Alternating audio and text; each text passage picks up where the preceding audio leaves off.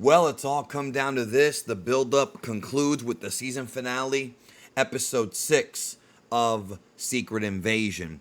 And on this video, I'm going to give you my thoughts. It's my review on the episode. I'm going to assume you've already seen the episode, so I'm going to give my thoughts on things. So the first thing I noticed before I even hit play is that the episode's 38 minutes. Now, last week I talked about how I was guessing that this finale would be at least an hour, maybe even an hour and 15, give or take. But when I saw it was only 38 minutes, I started to immediately think, okay, wait just a minute. Now, here's the thing. I know that a lot of people are going to look at that runtime and think, oh boy, that's not a good sign. And I actually completely understand why they would think that. When you're talking about a show like this that's a streaming show, oftentimes the finales get more time to be able to fully flesh out their events. That makes logical sense, and that kind of is the way a lot of shows have been in the past. But I've always been the guy, if you've been watching my videos, you know this, that I don't immediately run from something if it has a short runtime. I see a lot of people nowadays look at the runtime of a film and think, oh no, it's only 2 hours. Oh, and they start getting worried. No, they're going to cut stuff out, whatever, they poorly paced.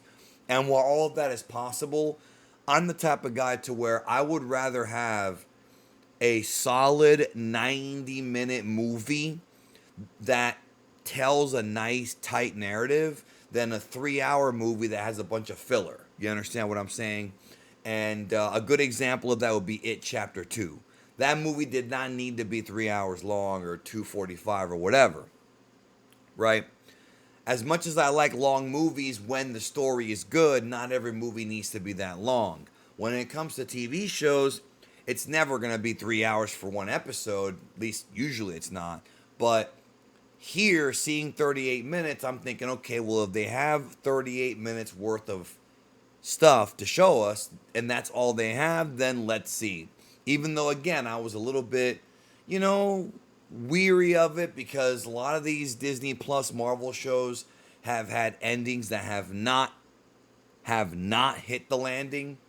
I was still gonna see where this one went because this is the one that I saw since She-Hulk, and I'm thinking to myself, it can't get as bad as that. And thankfully, it wasn't. So they basically have this episode has two separate things going on. They have Fury's confrontation with Gravik and sort of the whole drama building up to that. This sort of weird kind of mentor. It's not really that weird. He's definitely Fury was a mentor to the Skrulls, right? So they have that, and then while that's going on, they also have a situation going on with the Skrull pretending to be Rhodey that's near the president. So there's a couple different things they're cutting in between here. Now, they did do what I was predicting in that they did save one big swerve for the end. When Fury confronts Gravik, at this point, Gravik fully taps into the power of a Super Skrull. And first of all, I gotta say a couple things before I go any further with the story. Kingsley Ben-Adir really tries his best as Gravik here to give a powerful performance. It was almost like he was trying to win an award or something. Was it over the top? Maybe a little bit, but it wasn't that bad. I actually think that actor's pretty good at what he does, but the material here takes him from being this sort of somewhat chaotic, neutral character with sinister motives who has been pushed to the edge to being like a Saturday morning villain. Like this finale really had a lot of the Saturday morning cartoon isms that I think many folks have been expecting from this, and we got it here. So there's a scene where he's gonna attack. Well, actually, wait. There's one other point I want to make. The way he looked in his Super Skrull suit, where he was like really built, like he was like basically a jacked up Skrull, with the green face and everything. It didn't look good. I'm not sure if it's something with the CGI, with the motion capture, the computer generated artist didn't do a good job, or if there's something wrong with the costume or what. I haven't given it a close enough look to really tell you. It just looked off. It did not look right. To be honest with you, there were parts of this, and I don't know what y'all think. Obviously, leave your thoughts down below and leave your comments down below about this finale and what you thought. But, I just felt like it looked like something out of like 2005. You know what I mean? Not the sophisticated, highly advanced CGI that the MCU has given us since even phase one. This looked very much cheap. Don't know if it was a budget thing. It just didn't look right. There's a scene where Fury blocks one of his blows. Remember, he's got super strength and all that. And remember, Fury's got the idea is that he wants to trade. He wants to trade the Harvest, which is the powers of Captain Marvel, Carol Danvers, and the Avengers, in order for Gravik to just leave the planet, go take over somebody else with the spare humans. And they end up getting into it. And at one point, Fury blocks a punch. And I'm thinking, oh no, if they gave Nick Fury powers, dude, this is gonna get completely crapped on, because the whole purpose of Nick Fury as a character is that he doesn't have powers. He's kind of like Batman, maybe not as cool. He's not a ninja, but Nick Fury and the Punisher are two characters that have to use their brains, their intellect, and their instincts to survive. They're just the best the best possible kind of soldier you want without actually having powers, right? That's how they've always worked to me. So if they're going to give him powers, dude, it's not going to be a mark out moment. It's going to be more like they're kind of crapping on Legacy, and that's not what they did. It was a swerve. It wasn't Fury. It was Gaia. And this is Gaia coming back to get revenge for what Gravik did to her parents, her mom, and then her dad. So that twist worked for me, even though once the block happened, I started thinking in my head, like, wait a minute, this could be a Skrull. And of course, it wound up being Gaia. So it was fine for what it was when it comes to that. And then while that's going on, Fury confronts the president who's with Rhodey, and they have this sort of Mexican standoff. That's what it's called, by the way, when you have like multiple guns pointed at other people, sort of like what they did in Reservoir Dogs. It's called a Mexican standoff. And it's been called that for decades in movies. And that sort of, they have two different events going on to kind of to build up tension. So Gaia's got Super Skrull powers now, and the fight overall that she has with Gravik is fine. Like it's actually pretty decent, I would say, for a Disney Plus show. Don't expect it to be anything on the level of the movies, but for this show, they haven't really had a lot of these kind of fights. So the fact they're doing it now, because I guess they feel like they have to, you know what? I would rather take this. I'm just going to make y'all remember this, yo. Would you rather have this or have what we saw at the end of She-Hulk, where they broke the fourth wall? They have Kevin the robot, and they literally built up an ending that we didn't even get. At least this was built up. At least there's actual tension and there's actual heat between Gaia and Gravik. At least we're seeing the Skrulls of two different ideologies going at it. There's something going on here. Is it the best thing they could have done? Probably not. They could have done something much bigger, much grander. Maybe they will do it if they keep bringing the show back. But this, to me, was a step up, I thought, from what we saw in the finale of She-Hulk and even from Hawkeye. I did not like the way, and I've said this before, y'all, the way they treated Kingpin in that Hawkeye finale pisses me off even to this day. This was much better. And before anybody says it, just because Gaia happens to be a woman does not mean that this is woke. This is not woke. It's literally two Super Skrulls using different powers to fight each other. Different powers from different, aliens or different heroes and villains, different superheroes and supervillains, meta-humans, that is to say. And that's all it was. I don't see this as being a gender thing here. That's not what this was. I didn't sense that there was a woke message here. She has every right to be pissed at him. Remember, this is all in the middle of them trying to stop World War III from happening. And so Nick Fury reveals to the president that the real Rhodes and other people have been kept in these pods underneath the base of the Skrulls, and that if they launch those nukes out in Russia, they're going to kill the real, world leaders, And I gotta say, when it comes to the fight between Gravik and Gaia, it was pretty clever what they did. So they're fighting in the skies using Captain Marvel's powers, and then Gaia switches over to using Mantis's powers and puts Gravik to sleep. That was very clever because I always like when you've got this incredibly overpowered character, but there's another character that has like a hack's power that can knock it out. That's kind of what we saw here. There's no way that Mantis objectively could beat Miss Marvel in a fight, not physically. But with that sleep power, boom, it kind of makes sense. And she caught him up close. However, the execution, man, this is going to get clowned on, dude. I'm telling you now because, like, first of all, just the visual of Gaia being this, like, short, girl having these, like, powers, like, it's not that unrealistic, especially if you're an anime fan, but the way it looked, it really felt like it was kind of corny. Like think about this. The show was kind of built upon being this really neat, sort of different type of show where it was going to be like a spy thriller, like an espionage thriller.